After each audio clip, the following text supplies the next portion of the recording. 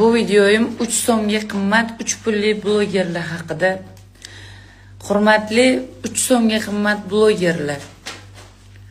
Iltimos, haligi kredit do'konlarini, kredit telefon sotadigan, kredit maishiy narsalar sotadigan, lombard, protsent umid qiladigan narsalarni reklama qilishdan to'xtatinglar, onasini hamsin. Oddiy xalq sizlarning gapingizga ishonib boradi, to'g'mi ayollar bor. Erini ish sal yurishmasa ham kreditga ekanu to'lab berasizda, olib berasiz, qo'ymaysiz. O'rtoqdan kam bo'lgisi kelmayotgan opalarimiz bor, ularga mebel kerak. O'g'li itti bolasiday o'sha chetma-chet ishlasa ham bir tengaligi o'g'lini qadriga yetmaydigan onaxonlarimiz bor. To'ydirib yuboryapsizlar. Mana 10-11 kuni mana narsa 500 so'mdan, mana 150 so'mdan 700 so'm qilib olishinglarni ham aytinglar. Kreditga ribogarlashgan odam oxiri kapangado bo'lish haqida ham aytinglar.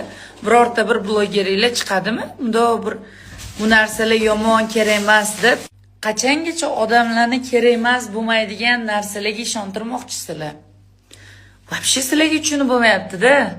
Mayli-ku adashib telefon olib qo'yapti yosh bolalar boshlanishiga, keyin 1 million uzumdan olyapti, boshqa qilyapti, shu bilan shu narsalar bilan kasak bo'lib, ba'zi bir yoshlarning umri kredit to'lash bilan o'tib, yoshligi sinib ketmayaptimi-kin, o'zi sinib qolmayaptimi-kin?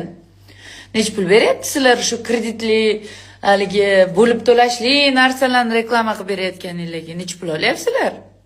$100, $200, 300 nari borsa $500 pulingizni olib ketyapsiz-a?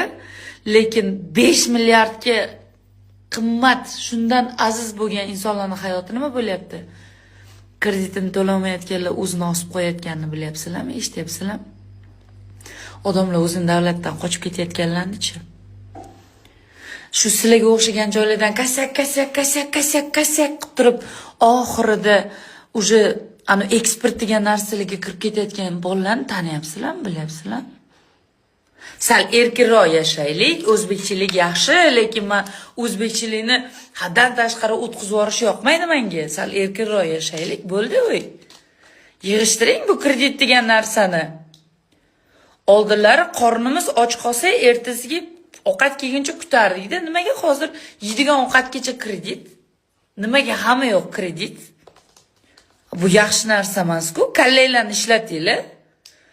Uydagi ota-onalar farzandinglarga kredit yomon narsaligini, bo'lib to'lash yomon narsaligini, qarz yomon narsaligini, protsent yomon narsaligini tushuntiringlar, riboni.